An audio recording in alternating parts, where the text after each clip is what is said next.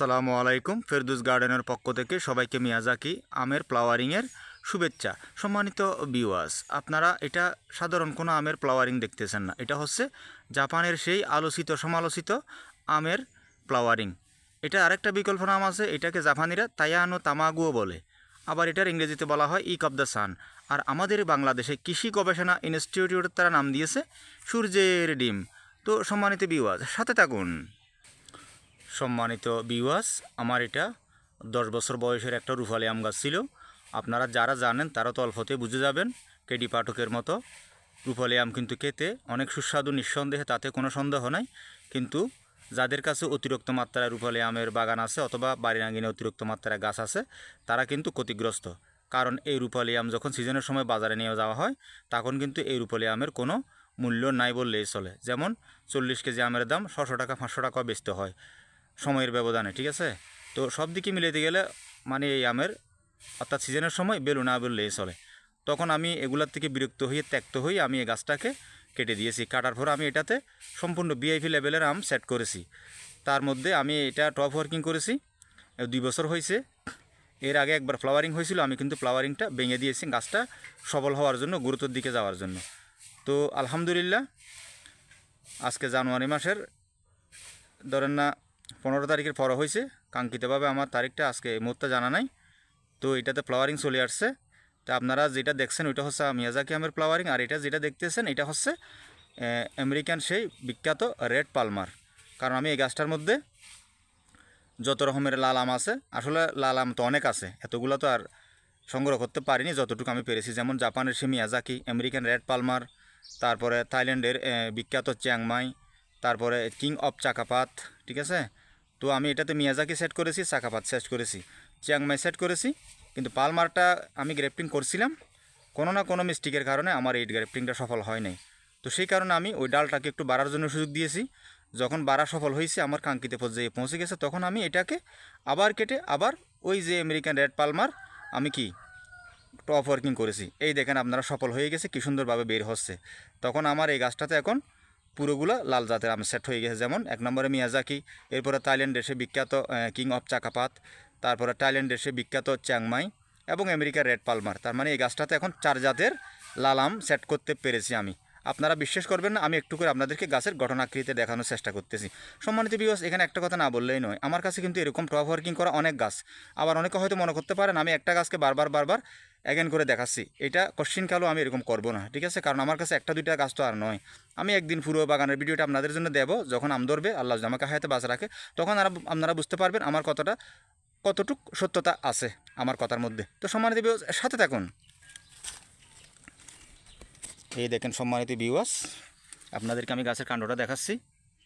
এই দেখেন, এইটা হচ্ছে রুফালি আম, এটা হচ্ছে বরাত থেকে, আর এটা হচ্ছে গ্রেফটিং, এটা রোস্ট স্টক। এই দেখেন কত বড় গাছ, কত মোটা গাছ হয়ে গেছে, আপনারা দেখেন। তো যেহেতু এটার দাম পাচ্ছি না, তো সেই কারণে আমি চিন্তা করলাম যে এই গাদার পরিশ্রম করে কোনো লাভ নাই, তখন আমি এটাতে টপ ওয়ার্কিং করে দিয়েছি। এই দেখেন, আপনারা বিশ্বাস করবেন না, আমি এখানে কোনো রোগ আক্রান্ত না হওয়ার জন্য আমি সুনো সেট করে দিয়েছি গাছের মধ্যে। একটু করে রোগ আক্রান্ত, আপনারা একটু করে দেখেন, এখানে একটু কালো বর্ণ দেখা যাচ্ছে, এখানে আমার একটু মানে পাঙ্গাস আক্রমণ করছিল, সেই কারণে আমি এটাতে রোগমুক্তি করার জন্য এই কাজটা করেছি। এখন অলরেডি রোগমুক্ত হয়ে গেছে, দেখেন কি সুন্দর লিষ্টপুষ্ট আমার গাছের ডাল হয়ে গেছে। এটা গোড়ার থেকে বের হয়েছে, এটা হচ্ছে রুফালি আমের অংশ, আর এটা হচ্ছে থাইল্যান্ডের সে বিখ্যাত কিং অফ চাকাপাত। সম্মানিত ভিউয়ার্স, এরপরটা দেখেন, এই দেখেন, এটা হচ্ছে কি রূপালির কুশি অর্থাৎ ড্যাম। এখানে আমি থাইল্যান্ডে এসে বিখ্যাত মিয়াজাকি সেট করেছি। গ্রেফটিং তো সফল অনেক আগে হয়ে গেছে, তবে এটা একটু কম বাড়ছে, সেই কারণে আমি এখানে এখনও ট্যাপ দিয়ে দিয়েছি, কোনো সমস্যা যাতে না হয়। কিন্তু ডালটা দেখেন অনেক শক্তিশালী, লিষ্টপুষ্ট মোটা হয়ে গেছে, এটা না থাকলেও কোনো সমস্যা নেই, ঠিক আছে। তারপর আমি বেঁধে দিয়েছি, ওই যে একটু করে পরিপূর্ণ কভার হয় নাই, ওই কভারটা যাতে ভালো করে হয়ে যায়, কারণ এভাবে বেঁধে রাখলে দ্রুত কভার হয়ে যায়, কারণ টাইট কানেকশান থাকে, সেজন্য। আর যদি বানটা ছুড়ে দিই তাহলে একটু লুজ কানেকশন হওয়ার সম্ভাবনা আছে, সেই কারণে এটা বরতে একটু সময় লাগে। তো সেই কারণে যদি বেঁধে রাখি তাহলে দ্রুত এটা টাইট কানেকশন হয়ে যায়। সম্মানিত ভিউয়ার্স, সাথে থাকুন। সম্মানিত ভিউয়ার্স, আপনারা এই কুশিটা দেখেন, এটা হচ্ছে রুফালি আমার থেকে বের হয়েছে। এইখানে একটু করে লক্ষ্য করেন, আমি কিন্তু এখানে, এটাও কিন্তু থাইল্যান্ডের এসে বিখ্যাত কিউজাই ম্যাঙ্গো। আপনারা যারা এই আমার সম্বন্ধে পরিচিত নয়, তারা কিন্তু আপনারা চান্স করে দেখবেন ইউটিউবের মধ্যে অথবা গুগলের মধ্যে, আপনারা বিস্তারিত বর্ণনা পেয়ে যাবেন, ঠিক আছে। এটা হচ্ছে গ্রেফটিং, এইটা জাত হচ্ছে কি কিউজাই, আর এটা রুফালির থেকে আমি গ্রেফটিং করে এটাকে কিউজাই আম ডাল সেট করেছি। দেখেন কত শক্তিশালী মোটা হয়ে গেছে, এখানে আর কোনো ঝুঁকি নাই। ঠিক আছে সম্মানিত ভিউয়ার্স, আপনারা দেখেন এই যে হচ্ছে গাছের কাণ্ড, এখানেও একটা কুশি আসছিল, আমি এই কুশিটা ভেঙে দিয়েছি, কেটে দিয়েছি আর কি। এই দেখেন এটা হচ্ছে থাইল্যান্ডের সে বিখ্যাত এটা জাপানের সে বিখ্যাত মিয়াজাকি। দেখেন এটাও কিন্তু কভার হয়ে গেছে, এখনও একটু অপূর্ণতা আছে। এটা সম্ভবত আরও 2 মাস 3 মাসের মধ্যে একবার পরিপূর্ণ অ্যাডজাস্ট হয়ে যাবে, এমনভাবে ভরে যাবে এগুলো আমি বুঝতে পারবো না যে এটা আমি গ্রেফটিং করছিলাম। ঠিক আছে এই দেখেন অনেক লিষ্টপুষ্ট হয়ে গেছে, গাছের উপরের পাকটা দেখেন কি শক্তিশালী হয়ে গেছে, দেখছেন কি শক্তিশালী হয়ে গেছে। তারপরে সম্মানিত ভিউয়ার্স আপনারা এটা দেখেন, এটা তো দেখাইছি, এখন এটা দেখেন এটা অনেক শক্তিশালী। এটাতে আমি দেখেন আপনারা মাথাগুলো কাটা আমি এখানে আমেরিকান রেড পালমার সেট করেছিলাম। তা আসলে গ্রেফটিং করলে সবসময় যে একবার অ্যাকুরেট হবে এমন তো কোনো কথা নেই। ঠিক আছে যারা নতুন মানুষ তাদের কাছে তো একেবারে মানে শতকরা 10%, 15%, 20% হয়। তা আমি যেহেতু এগুলো করতে অভ্যস্ত হয়ে গেছি, আমার কাছে কিন্তু শতকরা 90% পর্যন্ত হয়ে যায়, যে সত্য কথা। আমি চুল 100% বলতে পারতাম, কিন্তু মিথ্যে কথার আশ্রয় নেওয়ার কোনো মানে হয় না। তো কোনো না কোনো কারণবশত আমি এই গ্রেফটিংটা বৃষ্টি ছিল বেশি, বৃষ্টি থাকার কারণে আমি এখানে পলিথিন দিয়েছিলাম। ঠিক আছে পলিথিন দেওয়ার পরেও কিন্তু পানি সবসময় কিন্তু পানি ঢুকে গেছে, পানি ঢুকে যাওয়ার কারণে এই আমার গ্রেফটিংটা ফেল হয়ে গেছে। তো ফেল হওয়ার কারণে চিন্তা করলাম যে আমার এতটুকু অবশিষ্ট আছে, তো এটা যদি মারা যায় তাহলে কিন্তু আমি লস হয়ে যাব। ঠিক আছে সেই কারণে লসে পড়ে যাব বলে আমি কী করছি, এখানে আর কোনো কাটাকাটি করি নাই। তখন দেখেন আপনারা এই ড্যাম হয়েছে, এই ড্যাম অর্থাৎ এগুলো কুশি বের হয়েছে পর্যাপ্ত। তখন চিন্তা করলাম যে এখন এটাতে শক্তিশালী হয়ে গেছে, এটা আর মরার ঝুঁকি নেই। তখন আমি কী করছি, সর্বপ্রথম এটাতে দেখেন এই চিয়াংমাই সেট করে ফেলেছি। এটা কিন্তু সফল হয়ে গেছে, আপনারা দেখেন এই দেখেন আমি আপনাদেরকে উপরে দেখাচ্ছি, এটা হচ্ছে চিয়াংমাই। তারপরে চিন্তা করলাম যে কি এখানে গ্রেফটিং করেছিলাম, দেখেন এটা কিন্তু ফেল হয়ে গেছে, কাটার অংশটা অনা আছে। তখন এদিকে আবার একটা ডাল গেছে, এই ডালটা চিন্তা করলাম যে অনেক শক্তিশালী হয়ে গেছে, এটা কিন্তু রুফালি আমার মুকুল পর্যন্ত দেখা দিয়েছে। আমার তো রুফালি আমার আসলে দরকার নাই, সেই কারণে আমি কী করছি, এটা আমি কেটে দিয়েছি। কেটে দেওয়ার পরে বস এটাতে গ্রেফটিং করেছি। এই দেখেন গ্রেফটিং সফলের দিকে, এটা হচ্ছে আমেরিকান রেড পালমার সম্মানিত ভিউয়ার্স। তারপর এটা দেখেন এখান থেকে এটাও চলে গেছে এদিকে, এই দেখেন এখানেও কিন্তু সফল হয়ে গেছে, এটাও বের হয়ে গেছে। তাহলে আমি যখন এটা টপ ওয়ার্কিং করছিলাম, এখানে মিয়াজাকি সফল হয়েছি, চাকাপাত সফল হয়েছি, চিয়াংমাই সফল হয়েছি, কিন্তু রেড পালমার আমি সফল হতে পেরে নাই, কোনো না কোনো কারণে এটা ব্যর্থ হয়ে গেছে। তো এখন শেষ পর্যন্ত আমি এটা কেটে ফেলেছি, কাটার পরে এখন সফল হয়ে গেছে। এখন আর অবশিষ্ট এখানে আর একটা ডাল আছে, এই ডালটা বাকি আছে। এটাতেও কী করবো, আমি এটাতে চিয়াংমাই সেট করে দেব। পরবর্তী ভিডিওটা হয়তো আপনাদের জন্য আমি দিতেও পারি। সম্মানিত ভিউয়ার্স এখানে একটা কথা না বললেই কিন্তু নয়, এই দেখেন এটা হচ্ছে মিয়াজাকি।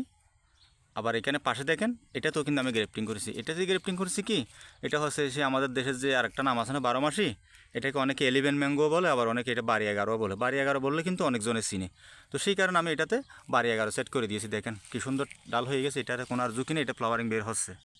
দেখেন সম্মানিত ভিউয়ার্স এটা হচ্ছে 12-11, এই দেখেন এখান থেকে কিন্তু ফ্লাওয়ারিং বের হচ্ছে। আপনারা জানেন 12-11 হচ্ছে কি থাইল্যান্ডের সেই বিখ্যাত কাটিমনের মতো 12-11 কিন্তু একটা জাত, তবে কি কাটিমনের সেই একটু পিছনে আছে এই 12-11টা। স্বাদে মানে কাটিমন কিন্তু 1 নম্বর স্থানে আছে। তো সম্মানিত ভিউয়ার্স এটা হচ্ছে কথা, আমার এটা 10 বছরের পুরনো একটা রুফালি আম গাছ, কারণ এই রুফালি আমার পছন্দ হচ্ছে না এবং বিক্রি করতে গেলে আমি দাম পাচ্ছি না, সেই কারণে আমি রিক্সের উপরে আমি গাছটার মাথা কেটে দিয়েছি। গাছটা মাথা কেটে দেওয়ার পরে কিন্তু অনেক সময় গাছ মারাও যায়। ঠিক আছে তো সে যাই হোক না কেন আমি রিক্স ছেলেছি এবং পর্যাপ্ত পরিমাণে আমি টেকনিক খরচ করেছি, সেজন্য এটা আমি সফল হয়েছি এবং এটাকে আমি সবগুলো উন্নত মানের জাত সেট করেছি, যেমন মিয়াজাকি এবং চাকাপাত, চিয়াংমাই এবং আমেরিকান রেড পালমার। তখন আমার এই গাছটা কিন্তু আর কোনো সাধারণ আম গাছ নাই, এটা বিএপি আম গাছ হয়ে গেছে। তো এখন যদি আমি প্রথম বছর যদি এটার থেকে ফল পাই, কম করে হলে আমি আশা করছি 30 কেজি ফল পাবো, যেহেতু আমগুলো অনেক বড় আকৃতির হয়। এর পরের বছর থেকে হয়তো আরও বেশি পাবো। তাহলে দেখেন এরকম তুচ্ছ তাচ্ছিল্য একটা আম গাছকে আমি টেকনিক খরচ করে গ্রেফটিং করে রিক্সের উপর আমি ঝুঁকি নিয়ে আমি গাছটাকে অনেক বিএপি লেভেলের একটা আম গাছ বানিয়ে ফেলেছি।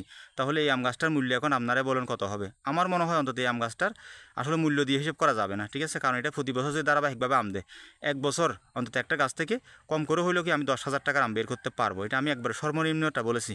তো সেজন্য আপনাদের যদি মন চায়, আপনাদের কোনো বিলুপ্ত কোনো অথবা আকেজু হাবি যাবে আম গাছ পড়ে থাকে, আপনারাও এটা করতে পারেন পারিশ্রমিকের বিনিময়ে কারোর সাথে মানে আপনারা কন্ট্যাক্ট করে, তাহলে দেখবেন আপনাদের এই পরিত্যক্ত অথবা বিলুপ্ত অথবা বেকার কোনো আম গাছ থাকলে ওগুলোকে আপনারা পরিপূর্ণ অনেকটা বিএপি লেভেলের আম গাছ বানাতে পারবেন। তো আজকে এতটুকু পর্যন্ত ভিডিওটা বড় হয়ে গেছে।